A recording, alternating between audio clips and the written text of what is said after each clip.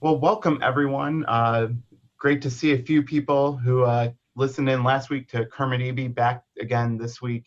Um, my name is Brian Failing. I'm the former curator for the museums at Lisle Station Park. Welcome to the 10th annual Chicago Author Series, our second installment. Today we are joined by Dr. Durkin Keating, a professor of history at North Central College in Naperville.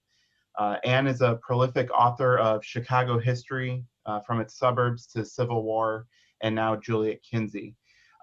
Today she's going to be talking about her newest book, The World of Juliette Kinzie, Chicago Before the Fire, one of Chicago's forgotten founders. So without further ado, we're going to turn it over to Anne. We'll have some time at the end for questions. Feel free to drop those in the chat, and then we'll get to those at the end. Oh, thanks. Thanks, Brian. It's really good to be here. My thanks to Tiffany and the Lisle Park District for facilitating this, and to Brian for setting this up for 10 years, right? So I'm honored to be a part of this this series again, right? I think at least once. I can't remember, Brian. I know I was there early on, but I think you were in the first year. Right. I remember bringing a stack of your books like this. I almost did it today, but you did it. You've been an incredible support, and over time our relationship has changed pretty dramatically.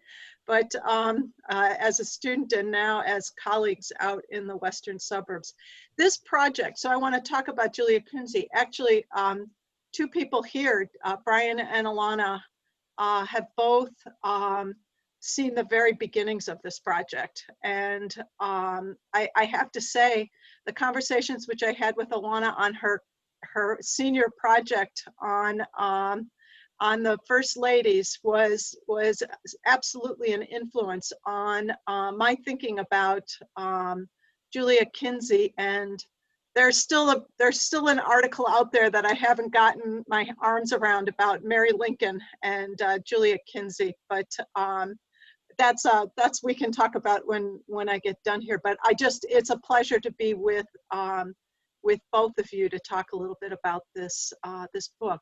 I thought, and again, the book goes back to a project that I did on Chicago before 1830, and really looking at the War of 1812. So it was a book called Rising Up from Indian Country that came out on the 200th anniversary of the Battle of Fort Dearborn. And in doing that book, I used the work of Juliet Kinzie as a historian and really became intrigued with her. And that was actually, again, Brian and Alana, this is dovetailing with our time together at North Central. So when I finished that project, a good friend of mine and colleague, Rima Schultz, who edited Women Building Chicago and wrote the entry on Juliet Kinzie for Women Building Chicago, encouraged me to go look at the letters that Juliet Kinzie had written, mostly to her daughter, that were on microfilm at the Chicago History Museum. And so actually in the spring of 2013, February, March of 2013, I began to read those letters, and I was completely drawn in. They were amazing. Juliet Kinzie was an amazing letter writer. She kept up correspondence with lots and lots of people, none more so than her daughter, Nelly, who's going to figure here in what I want to talk about. She figures prominently in the book. And Nelly then saved those letters. So this is one of those projects that's only possible because there's a little bit of serendipity here. So Nelly saves the letters that she and her mother, that came from her mother. We don't have as many letters from Nelly, there are some. And then the other piece of serendipity is that Nelly Kinsey marries a Southerner by the name of William Gordon. William Gordon is in Savannah, and they rise to some prominence over the course of the 19th century. And Nelly's daughter is Juliet Gordon Lowe, who starts the Girl Scouts in the United States in 1912. And so the Girl Scouts get involved in saving this material. So Juliet Kinzie's Juliet Kinsey's family saves her papers and really preserves her legacy in a way that makes it possible for us to talk about this and for me to write this book. So that's the backdrop for this story, is Juliet Kinzie as a letter writer. What I want to share with you today is just to talk about, I'm hoping you guys have some sense of Juliet Kinzie, but I'm going to introduce her. She's a historian, arguably the first historian of Chicago. She draws some of the very first images that we have of Chicago. She draws arguably the first map of Chicago that we have. And so she's really an important figure. But I want to talk about her through four houses. And there are four houses, two of which are historic sites today and are preserved by historical societies, like the folks at Lisle preserving material. And I think that preserving buildings, and I really think that that's an important part of this as well. We had letters saved by Juliet, but there are also two buildings that are preserved as historic sites that are related to her that make it easier for me to think about this. And so I'm going to introduce four houses, and I'll let you know whether or not they're houses that stand that you can go visit, or whether they're houses that are now destroyed, or houses that are being used for some other purpose. But those four houses then are going to be the scaffolding that I'll use to talk about her life. Okay, so here's our first house. This house is in Juliet. Juliet was born into the Mcgill family in 1806. So she's born in 1806 in Connecticut, in Middletown, Connecticut. Middletown, Connecticut was the largest city in Connecticut in 1806. This is while Thomas Jefferson is president. It's the rise of Jeffersonian Republicans, but Connecticut is a Federalist state, and it's a state where Congregationalism is the state religion.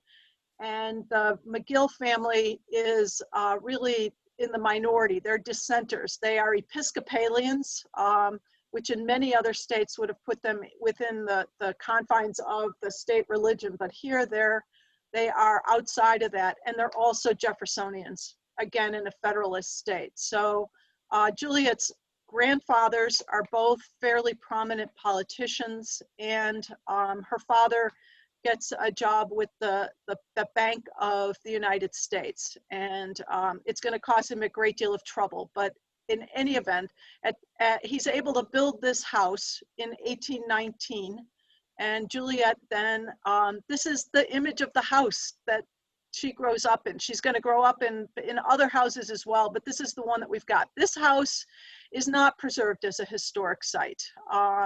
It's around the corner from the Middlesex County Historical Society, which does have a fair bit of material on the Mcgill family.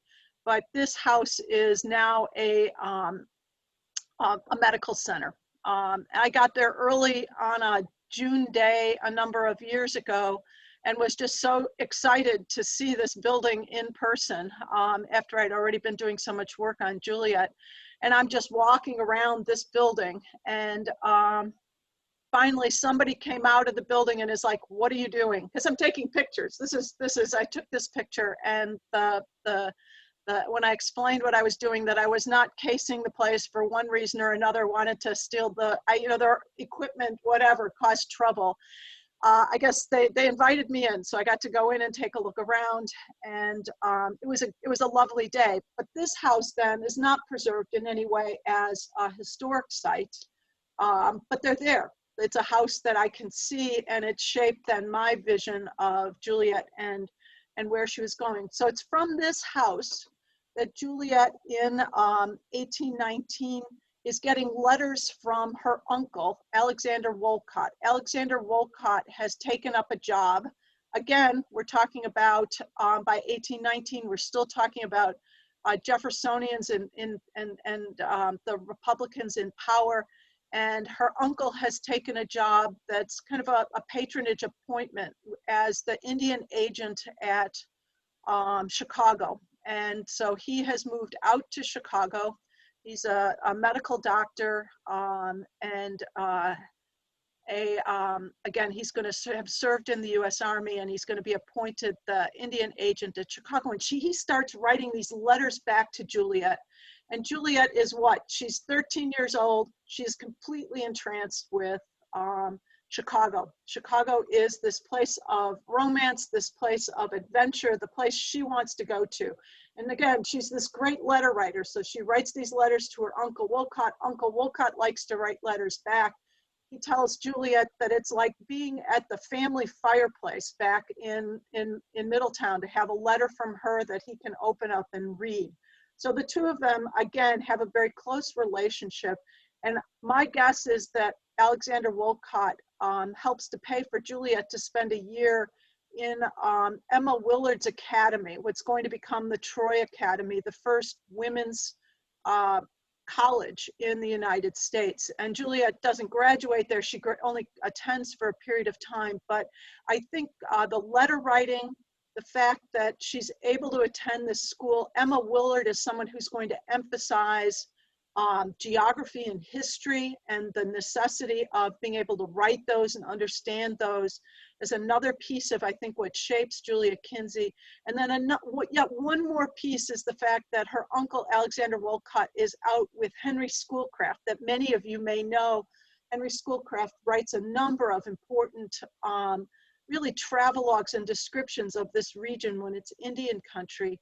And Henry Schoolcraft then draws these amazing images of his trip with Alexander Wolcott, with Juliet's uncle, up to the headwater of the Mississippi River and back to Chicago. And again, Juliet is seeing all of this and being encouraged by her uncle.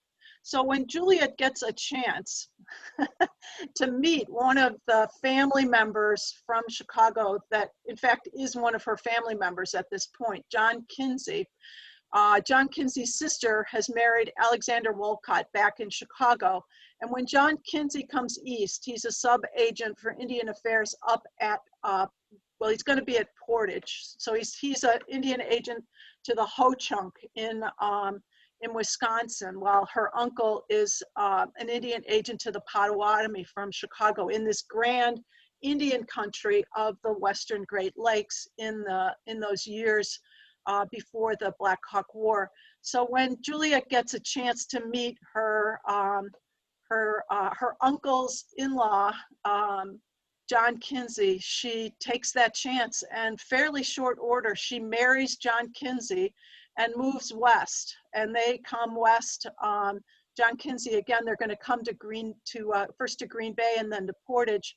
And Juliet is absolutely entranced with this Indian country, being in this world that she'd been dreaming of all of this time. And we know that she starts to write about it. She's sending letters back, she's doing drawings, she's listening to the stories of other people that are around her. And this is going to form and again, so she gets to Portage. Second house for Juliet that I wanted to mention, and this house is maintained by the Colonial Dame. So it's up at Portage, Wisconsin, and the historic agency house is open to the public. It's open to the public now, and really worth a trip. John and Juliet actually build this house. They have a congressional appropriation, so they don't pay for it, and it's not their house.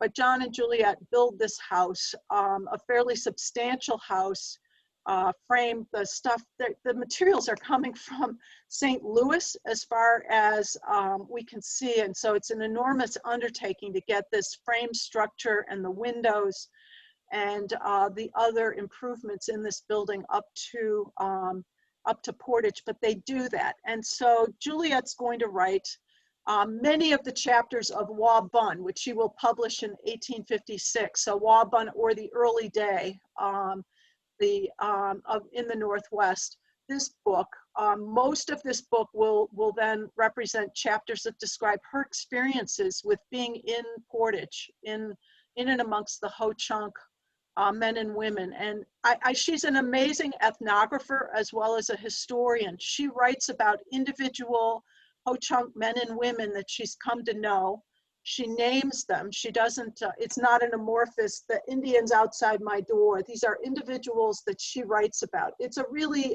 remarkable volume that she puts together here. And again, she's writing about this during the time, but she's also then going to think about these stories, and she's going to be telling these stories. She was famous in succeeding years for being someone that if you were a visitor or a family member, you'd want to come and hear her stories. And she would tell these stories. Her husband would interject. The two of them would tell these stories to groups, again, over the 1830s, 40s, and 50s as Chicago grew, and also go to the East Coast and do this. So the image on the left-hand side of the screen here, and I'm going to show it to you in a moment here, but just to give you a sense, the book is heavily illustrated, and she does all the drawings.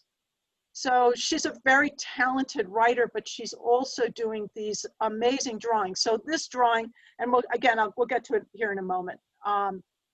This is, again, she's going to publish, this book will remain in press down to the present. It has, I think I took a look at it, and there are at least 12 editions of Waban that have been published over the course of the time since 1856 to into the 1990s.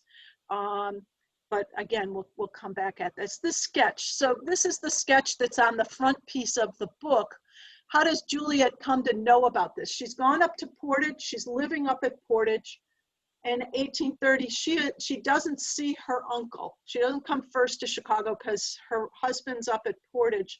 And she's hoping to get down to Portage in early 1831. What she finds is that her uncle dies. This is just a really tragic story in one of the epidemics that sweeps through Chicago periodically across the 19th and obviously into the 21st century. But this is one of the things that we see here. One of the great tragedies of her life is that her uncle dies in the months that she's traveled to go west, but before she can get to Chicago to see him. So the person that she spends most of her time with in those early months in Chicago in 1831 is her mother-in-law, Eleanor Kinsey. And Eleanor Kinsey relates her stories about the War of 1812 and her experiences in the Battle of Fort Dearborn. She also describes what this place looked like when Eleanor and John Kinsey arrived in Chicago in 1803.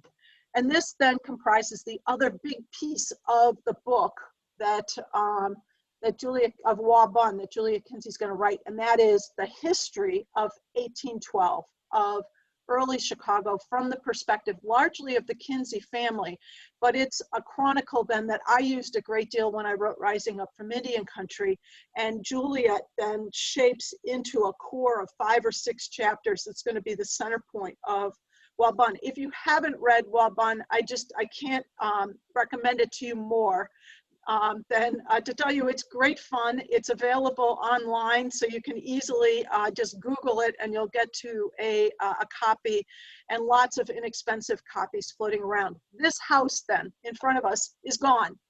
So this house is roughly at the site of the Michigan Avenue DuSable Bridge today, so down on the main stem of the Chicago River. So we're on the north side of the Chicago River. Juliet described this as the mansion of John Kinsey, the John and Eleanor Kinsey, but we know that this house was built by Jean-Baptiste Point DuSable sometime in the early 1790s in the French style. And again, it's a house that's incredibly important to Juliet Kinsey, but she herself does not live in this house, but she draws this image that we carry with us. It's my image of earliest Chicago, and I suspect many of you as well. Juliet then also draws from talking to her mother-in-law in 1831 a map of Chicago in 1812, and I used this map for years without realizing that this map is Juliet Kinsey's. It was reprinted in the 1880s by A.T. Andreas in his history of Chicago and his history of Cook County. And that meant that it got used over and over again. It was reprinted over and over again. I used it in my dissertation without attributing it to Juliet Kinzie. I attributed it to A.T. Andreas, and it's only later that I've learned that she was doing this. So again, she's a historian, our first historian. She's also using illustrations. So she's doing drawings and she's using maps as ways of telling her story, which brings her back to Emma Willard. At any rate, so that's the book, and I think you get a sense then of Juliet as a historian, a geographer, as a chronicler of Indian country. So what happens here very quickly, though, and is 1832, the Black Hawk War. And the Black Hawk War is going to end this region as Indian country. It will be an uprising which is put down during a cholera epidemic, I might add. We could go from epidemic to epidemic here if we want to think about it. But 1833, Winfield Scott brings cholera into this region with his troops when he's come to put down the Black Hawk Uprising. After the Black Hawk Uprising, the region is transferred from Indian to the hands of the U.S. government, and the U.S. government is then going to sell the property in the whole of this region to American settlers moving westward, moving into lands that were held by the Ho-Chunk, the Potawatomi, and the Sauk and their allies just in the years before that. Juliet and John Kinsey choose to leave Indian country. They could have moved further west, and John could have continued his career as an Indian agent, but they choose to move to Chicago in 1833 because they have claimed an enormous chunk of land. The Kinsey family has claimed 160 acres on the near north side of Chicago, and they decide they're going to help to make Chicago an urban place. So this is the first published map of Chicago. It's the bottom piece here gives you, so to the south, this is looking north. The Kinsey property is in the upper right-hand corner of the map. It's a blue, that's the Kinsey edition. To its left is kind of ghosted, but it's what's called the Wolcott edition, and it's Juliet's uncle owned all of that property to the west. To the south is the original Illinois and Michigan Canal Commissioner's plat, and the territory to the east that's not platted is the Fort Dearborn edition that's not going to be platted for a bit. The federal government holds on to that land for a period of time. The Kinsey family is going to become very wealthy very quickly on the basis of selling this land in the land boom that comes immediately on the heels of the 1833 Treaty of Chicago that forcibly is going to move Native Americans westward. And so Juliet and her family, again, they just have lots of money. They have money to buy all kinds of things. Juliet, that picture of the piano is a piano that actually Juliet brought from New York to Portage and from Portage down to Chicago. So she's carrying her Eastern culture with her as she's going from east to west and then down to Chicago. And she's going to use to really build from that culture. Juliet's going to be a part of a group that creates this first Chicago, really a Chicago civic culture. There had been no real institutions in Chicago up until this point. A rich place, a rich community, multi-ethnic community, Métis community, but not an American place in the sense that Eastern institutions coming in. This painting, I hope you enjoyed as much as I do. This is a remarkable painting of Juliet and her daughter Nelly in 1838, and the painting is done by an itinerant painter by the name of James Wilkins. I don't know much more about him except that he's from Peoria, but this compared to the later image that's on the cover of the book that we work with, we get a vision of Juliet when she comes west, right? When she's captivated by Indian country, she comes to Indian country. Then she and her husband choose to helped to build Chicago, and they make a fortune in those first few years just selling real estate. The the dissonance that must be, that we think about. Here she is, someone who is writing very sympathetically about Indian life. She's romantic.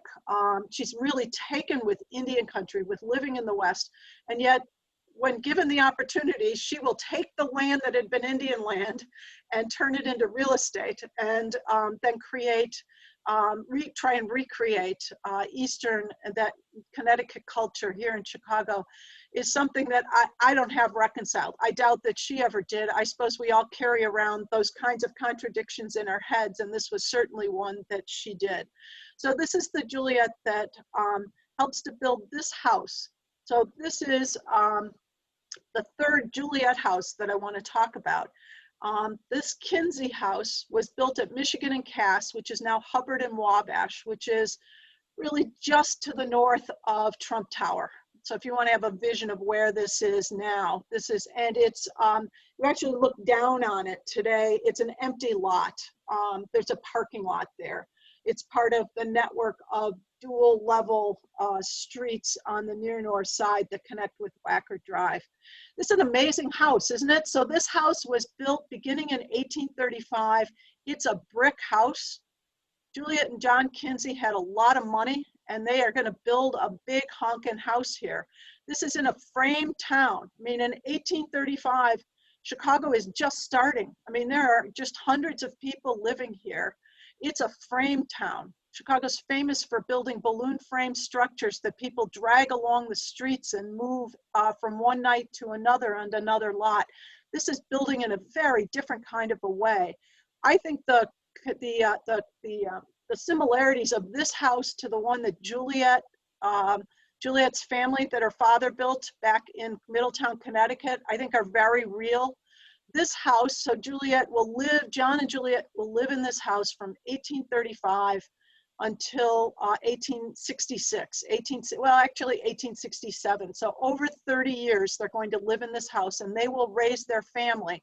When they first build this house on the near north side, it's out, basically there's no other houses around them, and slowly but surely they're going to build a new neighborhood, this near north side, into a neighborhood that reflects their civic culture. This image is a photograph, indeed, that was taken, I'm pretty sure, in the early years of the Civil War, so in the early 1860s.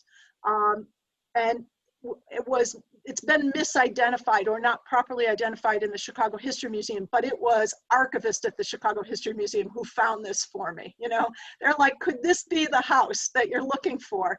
And indeed, it is exactly the description of the house, and just a remarkable to be able to see this. So this house, we don't usually associate with Chicago, but I think it is absolutely one of the very oldest houses, and was one of the oldest houses in Chicago for a very long time, as much of the city will be torn down.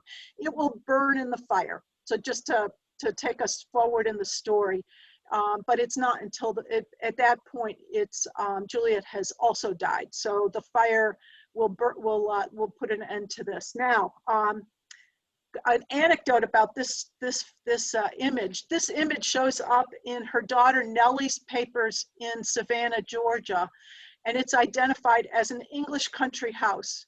And I was just laughing out loud when I saw that in the archive, because of course this is on the near north side of Chicago. It is not a country house, but at any rate, behind the house you can see the brick steeples of a church.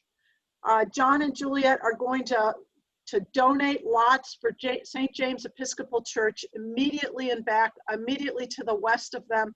They're going to build, that church is going to be built 1836-37. Juliet Kinsey looked out her parlor windows and she looked across to the church. And she writes often about being able to watch her kids go over to Sunday school or to other events and come back home. And then she was over there all the time. John was one of the key people in the congregation as well. So they're going to be a big support to that, and they're going to create this neighborhood. So this is a little bit later well, it's 2 decades later. By the 1850s, this neighborhood will be built up. And this is, again, an interesting thing of thinking about Juliet. So this is the palmatory map of 1857. This is an amazing map. If you've got any interest in this time period, I encourage you to go in and take a look. You can Google it. The Newberry has one that's been digitized, and you can zoom in. And so I had a photographer zoom in for me and get this image for us. The house is circled there, the Kinsey House, St. James Church across the street.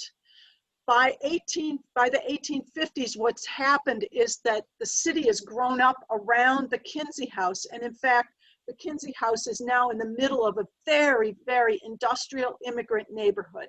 The first train station, so this is the Chicago and Northwestern, so the train that goes out to Galena, goes through Wheaton and out to Galena. This is the train station for, up here for at the very north end here, the red brick. Just to the south are there's just going to be the main stem of the Chicago River is just lined with grain elevators, steamships, steam engines. Just to the just to the east on this map, so off the picture that you've got here is Cyrus McCormick's Reaper Works. And in the neighborhood surrounding the Kinsey House then are increasingly the houses of immigrant workers, Irish and German families that are going to be working at the railroad, at the grain elevators in Cyrus McCormick's plant. So Juliet's neighborhood changes a great deal. By this point, her family has not been able to maintain their wealth. They're not poor, but they are not among the wealthiest people in Chicago. I mean, Cyrus McCormick is one of the wealthiest people in the world by the late 1850s on the basis of what the manufacturing, the agricultural manufacturing that he's doing. And he's moved his house a little bit here to the north. So they're moving northward, wealthy people. So Juliet stays in this house and they raise their family there. This is a bird's eye view that you probably recognize of that map. But if you get a chance and you want to look at any place, zooming in is great fun now that we can do that.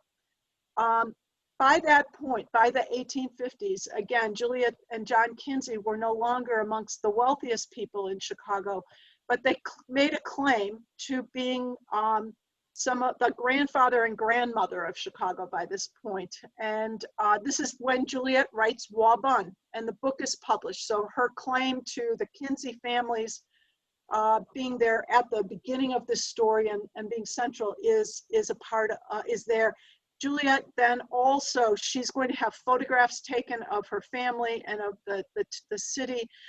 But Juliet then also, G.P.A. Healy, George Healy, comes to town. He's been just most recently in Paris. Healy is one of the most famous portrait painters in Europe and the United States during these years. His paintings are all over the National Portrait Gallery. He paints most of the presidents in the mid-19th century. Some of the most famous portraits of Abraham Lincoln. One of my very favorite portraits of U.S. Grant are done by G.P.A. Healy. Juliet and John pay for small images of themselves to be painted by George Healy because they know it's important to have this kind of legacy if you want to be remembered, and they want to be remembered. And so we get this image, which is on display actually in Savannah. I'd never seen this. I'd only worked with that photograph, which is in the front piece of her book. This image of one of the later editions of her book, this image gives us a sense, I think, of her trying to remind us too of Indian country, because you've got an Indian blanket here on the lower right in the image, as well as then Juliet dressed in her Connecticut vest with her collar and her pin. And she's got beautiful earrings on as well. At any rate, Juliet and John pay for a much larger portrait of their daughter, Nellie. So Nellie gets a full-length Healy, and this Healy is on display still in Juliet Gordon Low birthplace in Savannah. And so I had a chance to visit there. And that's the last house that I wanted to add in here, because the Juliet Gordon Low birthplace in Savannah, Georgia, again, is a historic site run by the Girl Scouts of America. And her daughter, Nellie, moves here in about the same time as the palmatory map, as the G.P.A. Healy's, as the publication of Waban.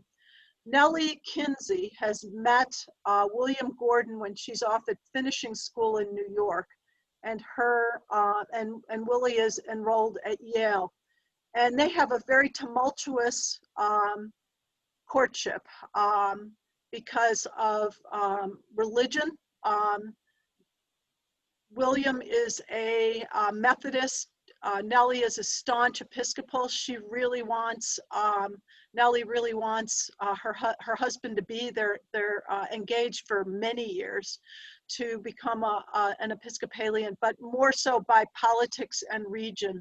By 1855, 1856, 1857, the regional conflict and the conflict over slavery and slavery in the West really spills over into their relationship. The Kinsey family is, John Kinsey is a Whig. Juliet works alongside of Abraham Lincoln in the 1840 election to elect William Henry Harrison. When the Republican Party is created in Illinois in the 1850s, John is one of the organizers, again, alongside Abraham Lincoln. And so the Nelly Kinsey is a staunch Republican, and her betrothed is a states' rights Democrat from Georgia who is a member of the Georgia Hussars. So he's a member of the militia in Georgia, and they finally marry. Juliet or Nelly, Willie comes north for the marriage in December of 1857. No member of his family, no friend comes during these years, and it's left to the Kinsey family and their friends to attend the wedding. Nellie then goes south, and she's going to be in the South in Savannah throughout the war. And so another whole part of this story, and I will just say briefly that Juliet and Nellie spent most of the war corresponding with each other. Nellie will have 3 children, including Juliet Gordon, who's going to become, again, the founder of the Girl Scouts.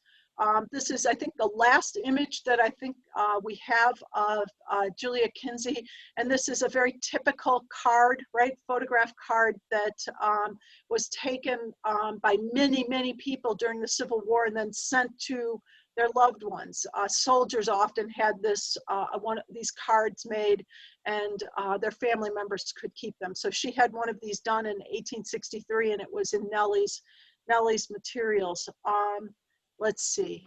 Juliet, amongst the many things she does, she spends most of the time during the war trying to get goods and packages to her daughter, and she writes to Abraham Lincoln, whom she knows, and reminds him that her daughter Nellie, while she's in Savannah, is a staunch Republican, and you should let her have have a trunk full of things for her children. And Abraham Lincoln sends this off, and so the trunk goes through, as a special favor to the Kinsey family. And this letter's on the Library of Congress website. So it's the one Juliet letter that's on the Library of Congress website. Juliet and John Kinsey are looking forward in the years after the Civil War to actually building a house out in what is suburban Chicago, which is now Irving Park and the North Branch of the Chicago River. So not very far north, but out from the built up part of town. But her husband, John, dies in 1865, just weeks after Abraham Lincoln's assassination. And Juliet will live as a widow for the next 5 years, and she has a tough time of it. And I spent quite a bit of time in the book talking about her experiences as a widow, which is not unlike the experiences that Mary Todd Lincoln had, although obviously Lincoln's were far more visible. Juliet then is buried in Graceland Cemetery. She dies in September of 1870, so before the Great Fire, but she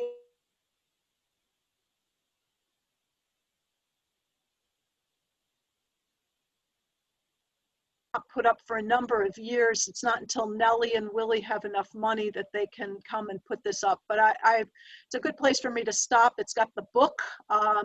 Nellie was big on her mother as an author and as a historian, and Nellie would become her most ardent supporter. Nellie made sure that the book was kept in print. She got other books, other novels of her mother published.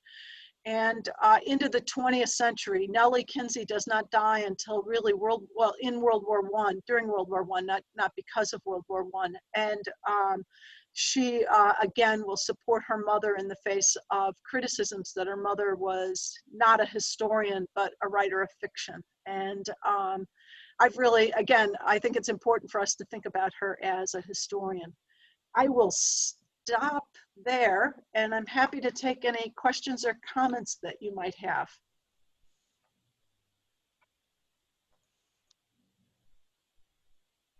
Thanks, everyone. Thanks, Anne. Again, if anyone has any questions, please throw them in the chat and I can ask them, or feel free to come off mute.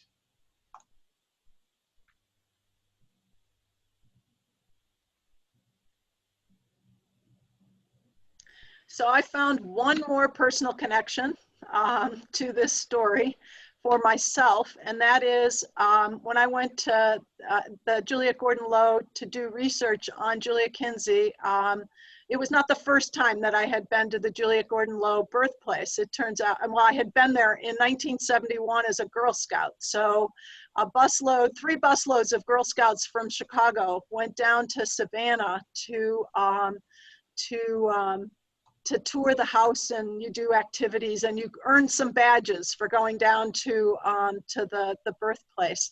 And so I was doing my paperwork for submitting for this trip. This was this research trip to the college, as I had some travel funds available. And the woman that was helping me do this, she's like, we had talked and we knew that we were both Northsiders and we're roughly the same age. And she's like, gee, I was in Savannah in 1971 with a Girl Scout trip from the Girl Scouts of Chicago. And I looked at her and I'm like, I was on that trip. So we started talking, and of course it turns out we were on the same bus going down there. And oh my gosh, Mary Lou Jarvis. So Mary Lou went home that night after we had talked, and she pulls this picture out. So I can claim no ability to have saved this picture, but Mary Lou had saved this picture, and she came in the next morning and brought it to me. I'm not going to show you where I am. A little embarrassed of how, no, why should I be embarrassed? I was just much younger. At any rate, we both found each other in this picture, and so in an odd way that the world connects, to a North Central colleague, Ben and I found out that we were both on this bus trip to the Juliet Gordon-Low birthplace back in 1971 because of this research that I'd done. So I'm up, oh my gosh, I'm about a bit better than midway up the stairs. And I have big round Coke glass glasses. So I've got really big glasses and long dark hair. So, and I'm in the middle of the rows. Yeah, it's really quite funny. It's, at any rate, it was one of, there were many serendipitous moments on this project. And I really enjoyed getting to know Juliet. I didn't like her all the time. I mean, Juliet Kinzie is a tough cookie. She said a lot of things about the Irish immigrants around her that were not things that were easy to hear from or to read from her. She was not a particularly strident. She was not stridently against slavery. She believed slavery should end, but she definitely felt that there was a hierarchy of people in the world that that was a piece of this as well. Alana, did you want to jump in? I was just gonna, well, first of all, I think this is my favorite book of yours, but I'm a little partial because it's women's history, so you know. Right. But I felt the same way reading the book, and I saw so many comparisons, like you said, liking her, not liking her, and all that with Mary Lincoln, because you feel that pity for Mary at the end and everything she went through, but there are times you're like, really, Mary? Come on. Right. And I felt felt that same way with Juliet. So I wonder, by digging into more women like that in that era, if that's more of a something from that time. Oh, instead of just being those particular people, of it being that type of feeling, and just from that era. Oh, Alana, we are on the same page on this. I couldn't agree more. I am completely convinced that Mary Todd Lincoln needs to be examined through this approach, because she was a fragile person. She had certainly had tremendous grief, and she was. But she was not crazy. I mean, she was wrestling with a world that was not giving her many choices. And I think that Juliet really wrestles with the very same things. Women a little bit younger who find themselves in this situation are going to find more options. So this is a world in which there are going to be more, and what I'm talking about is, it's really hard to be a widow in the late 1860s, particularly a widow when you don't, and you're not going to control your money. You've been controlling, as Mary Lincoln did, and as Juliet Kinsey did. They controlled their household income, their household spending. They really did control how things were going to be spent. I mean, Mary Lincoln gets in trouble with overspending in the White House, but it's her spending, right? I mean, she's making those decisions. And when they become, and they've got husbands who acknowledge that, and are really embrace that kind of a partnership, of dividing up work. But when they are widowed, they find out that the world is not like that, and that they have very few. They cannot make many choices. There are men outside of this that are going to make most of the choices for them, and that the courts control a great deal of what they can do. And widows' rights are really it's a pivotal moment. So no, I just need to get my act together to get back and get at it. But I couldn't agree more. It really made me rethink Mary Lincoln. Yeah.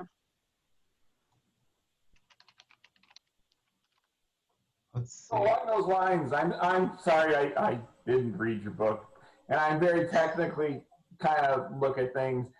I look at the one hand of the Kinseys having all this real estate on the north side of Chicago, right?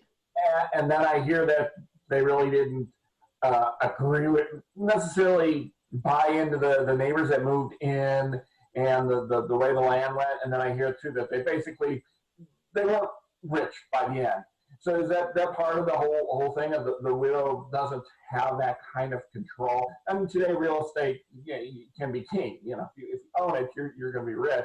Sounds like the neighborhood changed without their say or their desire. Right. Roger, the neighborhood definitely is not changes into something that they did not want. I mean, and actually, I find them really interesting, because we, as urban historians, we write a lot. Urban historians write a lot about neighborhood change and how people resist neighborhood change and changes in their neighborhood.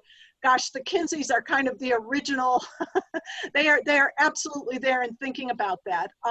Now they actually make money on these changes in the neighborhood. The land actually becomes more valuable, because it's going to be valuable as industrial and transportation land. The problem for the Kinseys is that they sell way too much of this property in 1835, 1836. And then they lose all. And then they lose, yeah. So there's a panic in 1837. They lose an awful lot of their money. So they're going to live off of, they still have some property. So they're going to live off of rents. But John Kinsey actually takes a political post. So he's going to have a political post that's going to pay him a regular and a good salary. I mean, he's making you know, $1,500 to $2,000 a year. So they are not poor. This is not a tag sale, but they are not going to be skyrocket into this. You know, William Ogden hangs on to the real estate. William Ogden's going to be really rich. The Palmers, the McCormicks, these folks are really wealthy. And I think it's the contrast. I mean, in a smaller place, they'd still be big dogs, but in Chicago, at this moment, they really lose ground. Yeah, so, and the real estate, oh, yeah, Roger, the real estate with widows, that's a big piece of what the problem is. Big piece of what the problem is. So you've identified what's really interesting to look at, because widows have weird rights on real estate in this time. Weird is not the right word. They're traditional. They're traditional rights that don't match the world that they've come into. Yeah, interesting, fascinating. Yeah, no, thanks. The good questions. Thanks. Thank you again, Anne. Just looking here, there weren't any other questions. One of the questions we did get on Facebook was, again, about the relationship between Juliet Kinzie and Mary Todd Lincoln, some of the things you might be looking into, but you did touch on that. Thank you, Alana. Definitely had a few other of your former students watching on Facebook. I know Emily Lebeds was watching as well. I guess maybe just one question to kind of end on, since last week Kermit EB talked a lot about education in Chicago and, you know, changes over the last century. If Juliet Kinzie was alive today and writing Waban, you know, what do you think would be some of her takeaways of the current landscape of Chicago?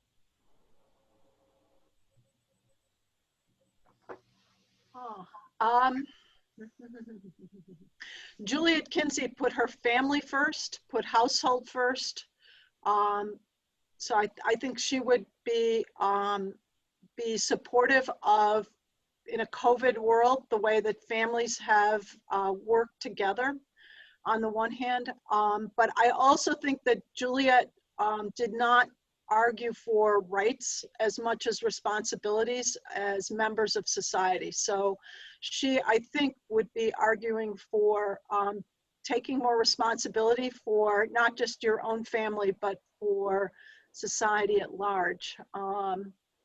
She wasn't much, she was willing, she did not foreground rights, individual rights, the right to do this, the right to do that. She was much more, what responsibility do I have, do other people have? I see it in the Girl Scouts. I see the influence of Juliet in the thinking of her granddaughter, in terms of what can you do for other people in this context. But then the other piece of this is she's someone who did not see equality across the board. So I think, you know, I actually don't want to hear what she'd have to say in some ways. So she's probably best as a historical figure. Now, she was someone, to your point about education, she helped to create some of the first schools here. I mean, John Kinsey's on the school board right from the get-go. They saw education as a crucial piece of this story. They will support lots of schools in ways when what money they have goes to support schools. They send their sons to college. They're really working to support schools, both public schools and then higher ed. So they're institution people. So responsibility through building institution.